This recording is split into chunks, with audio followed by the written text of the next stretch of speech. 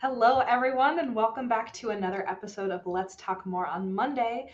As always, I'm your intrepid host, Chloe, and we are continuing our issue 11 Women Who Contributor Chat series today. So, we are talking with Jordan Coleman and two women that she featured in her article for issue 11 Women Who. And issue 11 Women Who really is letting you fill in the blank. Women who inspire you, women who have made you the person that you are today, women who have set a seat at the table for you. And that's what we're going to be talking about today is setting seats at the table, finding those opportunities, which of course more is all about making opportunities reachable for everyone. And I think everyone in this chat today shares that mission as well. So I'm very excited to get to talk to these women, and I'm always glad to host spaces where people get to share their stories. So thanks so much for joining us again this week. I'm going to turn the mic over to my guests and have them introduce themselves. So we'll start with you, Jordan. Let us know who you are, what you do. Hello, my name is Jordan Coleman. I am the founder and CEO of A Seat at the Table, which is an organization here in Indianapolis that helps women shatter the glass ceiling. We serve teenage girls as well, and we focus on period poverty. Amazing. We have written about period poverty in more before, so it's a fascinating topic. I'm glad that more Yes. education and work is being done for it. So I'll turn it over to you, Alexis. Let us know who you are and what you do. Hi, my name is Alexis Watts. I'm the executive director of the Indiana Black Caucus, where we basically lead advocacy efforts over the state of Indiana. So we basically look to empower Black Hoosiers. Fantastic. And finally, last but not least, Karen. Hi, I'm Karen Lyles. I am the owner and CEO of the Karen Lyles Agency, where we provide all insurance needs from auto, home, commercial, life, everything that you can think of. And then I'm also the owner of the Lyles Group, which is an extension of the Karen Lyles Agency, which is an educational program where we teach agents to be agents and provide additional education for people who are already in the field. Amazing. Well, thank you all so much for joining me today. Jordan, I loved your piece, Whole Women, Whole Leadership in issue 11. I think it's fantastic that, as a woman who's so accomplished yourself, that you really took this opportunity to highlight the amazing work that other people are doing. So I'm excited to have you all and talk to you all about what you do, but I'm going to start with you, Jordan. You mentioned a seat at the table. I would love to know what it's all about and the inspiration behind founding it. Absolutely. So, A Seat at the Table is truly about helping women of color just excel and move up into that leadership role. So, really helping them have that power at the table and have the ability to bring other women to the table. And so, we focus on that through mental health work, also through building sisterhood and relationship. And so, that was kind of the founding piece of the organization.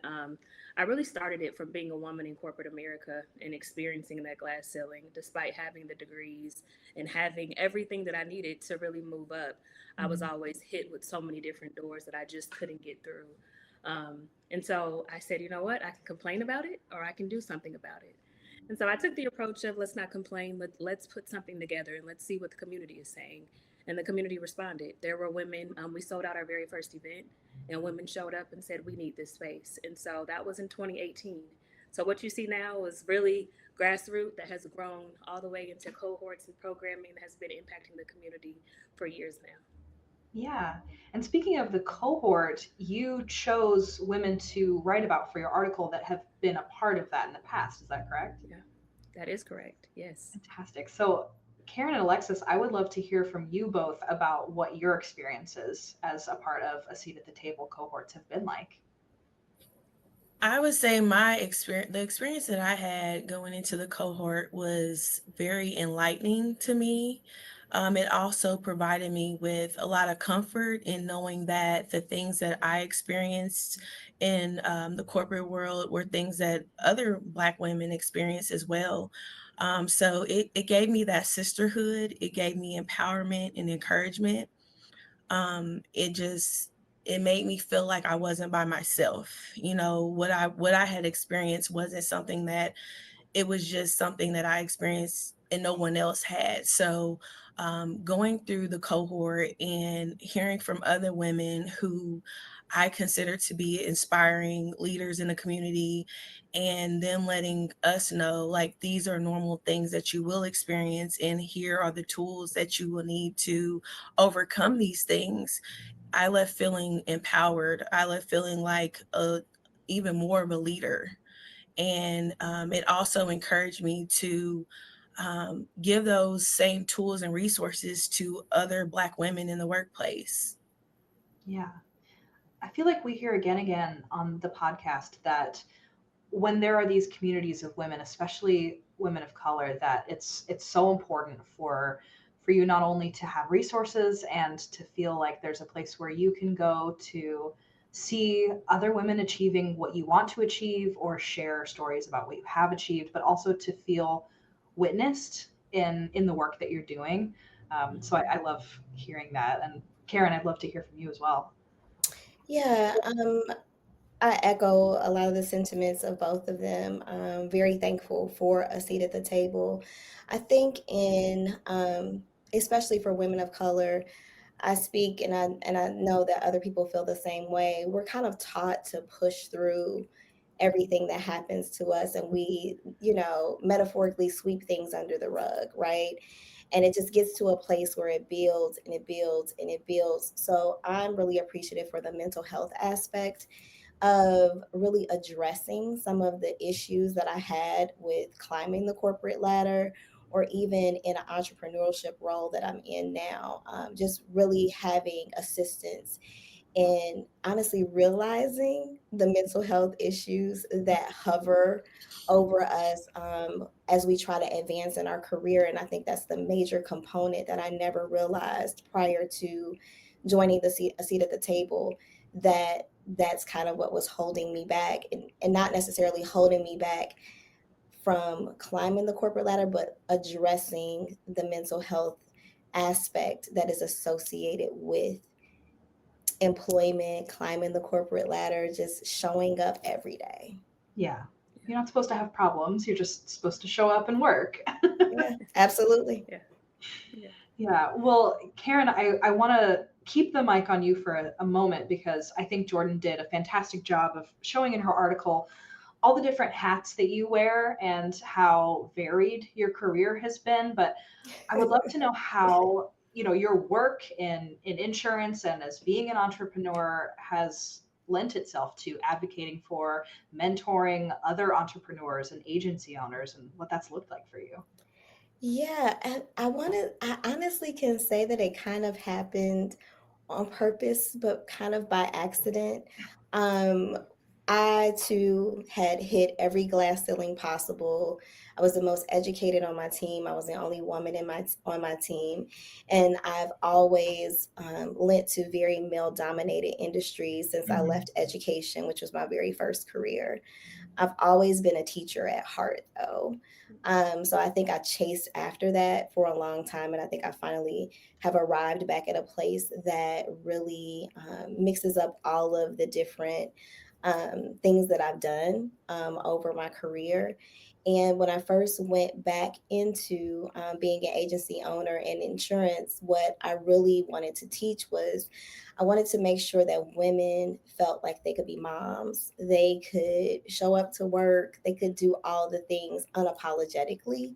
Mm. And I made sure that I created a space where my team felt like nothing could stop them from doing what they had to do, right? Like they could have the flexibility to work from home with a sick child, or they were more than welcome to have those days where they could bring their children into work and they could see their mommies in action.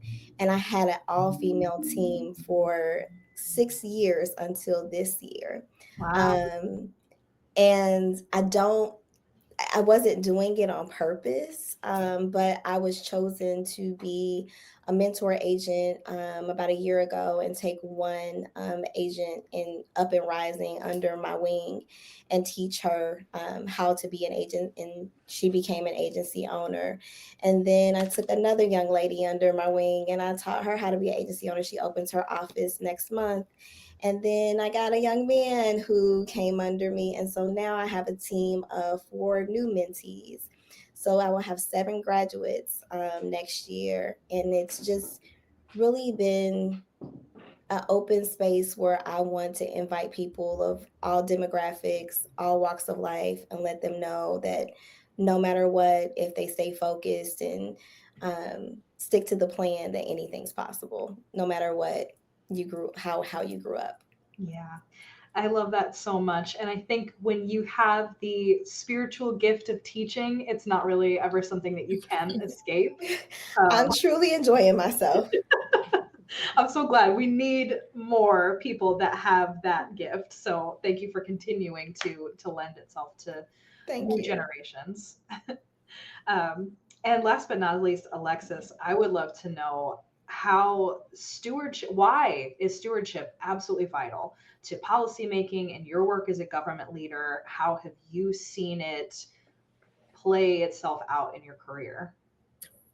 Well, I would say for me, stewardship is about recognizing that policymaking is not just about passing laws, it's a responsibility to everyone. Before I came into this position, I worked in healthcare. I also worked in education. And it was there that I saw how policy affects families. Yeah. Working at Riley at that time when I was there, I was a point of contact for families who needed resources for their children. And sometimes we would have meetings where I would learn about policies, and this is why we can only serve our children and our families to this capacity. And from there, I felt like I wasn't doing enough. I've always been the type of person to stand up for others, to take on more responsibility. And I felt like at that point, I needed to go back to school and get my NPA, so that I can learn more about these policies that are affecting people and how I can advocate for those people in these spaces. And so, to me, stewardship means that we're leading with responsibility and we're not just passing laws, but we are studying them and we are learning how it affects people outside of just ourselves. And so I think that it's very important when it comes to policy making for us to be empathetic to people's situations, even if it's not our own. Yeah, well said. I work in the Medicaid field, so I absolutely understand where you're coming from. It feels like a constant juggle to find out how you can navigate the red tape that's set in front of you and still make things happen for your families. Right. Yeah, incredible. Well, you're all doing such important work, and I love that you've gotten to share some of it with us today. Um, we're going to dive some more into how a seat at the table has really shaped your work in our Patreon episode, as well as what leadership really means and why it's so important to lower the ladder to younger women as well as younger professionals. Karen, like you said, making sure that the work that we're doing is equitable to all people. But before we sign off, I would love to have you guys share if people are interested in the work that you're doing, if they want to find you outside of these spaces, where can they find you? How can they engage with you? And we'll start back with you, Jordan. Yeah. Oh, excuse me. Of course, you can go to our website, which is www.asatindy.org. And there you can find all of our social media handles and just more about our mission, what we do, a calendar of events, and things of that nature. So, yeah. Awesome. I feel like we've had so many people on the podcast as well as our general audience that a seat at the table is perfect for them. They're looking for ways to continue to grow and shape themselves, and they might be the perfect person for your next cohort. We would love to have them. How about you, Alexis? I can be found on LinkedIn. So my profile is Alexis M. Watts. That's Alexis. M is in Mary, and then Watts. And I'm the type of person where I will accept anyone's request. If anyone needs help, they are more than welcome to message me. I'm always open for chats, coffee, or whatever, however I can help someone, I'm definitely willing to do that. So I love it. And again, last but not least, Karen. So I can be found on LinkedIn too. It's just my name, KarenLyles. And then also on Instagram, I am Karen, Karen__Lyles. Fantastic. And make sure to check our show notes for all of these accomplished women's bios where you can learn more about them. And make sure to read Whole Women, Whole Leadership as part of issue 11 Women Who and pick up your copy. We only print so many, so when they're gone, they're gone. Make sure you get one before they are sold out. And thank you so much for being here with me today. We so appreciate you being on the episode. thank you. You're welcome. Thank you. All right. We'll see you next time, guys, when we sit down with another contributor from issue 11, Women Who, and make sure to stay tuned for some very exciting new content in 2026. We are super excited to make some changes, make some waves in the way that we're doing the podcast. So stay tuned. We're excited to see you next time. We'll see you next week, guys. Bye-bye.